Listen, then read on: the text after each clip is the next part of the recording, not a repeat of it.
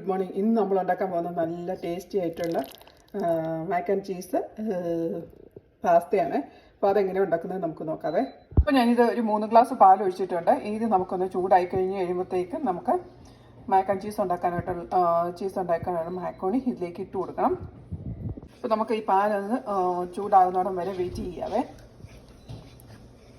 നമ്മുടെ മാക്ക് and cheese ഉണ്ടാക്കാൻ വേണ്ടിയിട്ടുള്ള മാക്കോണി ഞാൻ ഇതാണ് എടുത്തേക്കുന്നത്. ഇനി നമ്മുടെ പാലൊക്കെ തിളച്ച് കഴിയുമ്പോൾ നമുക്ക് അതിലേക്ക് ഇത് ഇട്ടു. പാലൊക്കെ നന്നായിട്ട് തിളച്ചിട്ടുണ്ട്. ഇനി നമുക്ക് അതിലേക്ക് ഈ മാക്കോണി ഇട്ട് കൊടുക്കാവേ.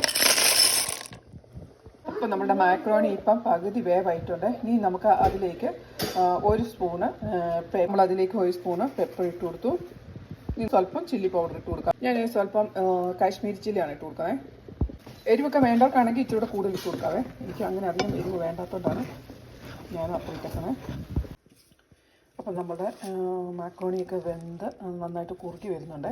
ഇത് നന്നായിട്ട് ഈ മിൽക്ക് നന്നായിട്ട് കുറുകി വരണം കേട്ടോ. ഇപ്പം നന്നായിട്ട് കുറുകി വന്നിട്ടുണ്ട്. ഒരു 1/4 വേവായി. ഇനി നമുക്ക് ഇത് നന്നായിട്ട് കുറുക്കിയെടുത്ത്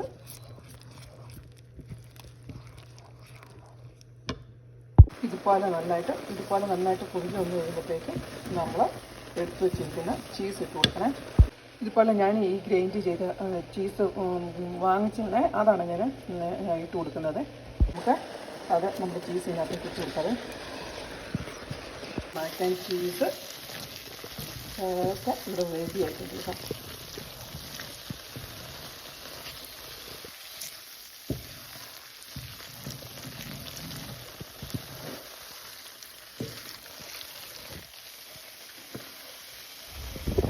എല്ലാവർക്കൊക്കെ കൊടുത്ത് വളരെ ഇഷ്ടപ്പെടുന്ന ഒരു പാസ്തയാണ് മാക്ക് ആൻഡ് ചീസ് പാസ്തയെ.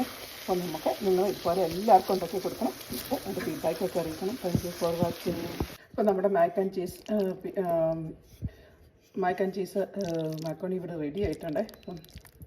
നല്ല ടേസ്റ്റി ആയിട്ടുള്ളൊരു പാസ്തയാണ്. അപ്പോൾ നമുക്ക് ഇത് നിങ്ങൾ ഉണ്ടാക്കി നോക്കുക.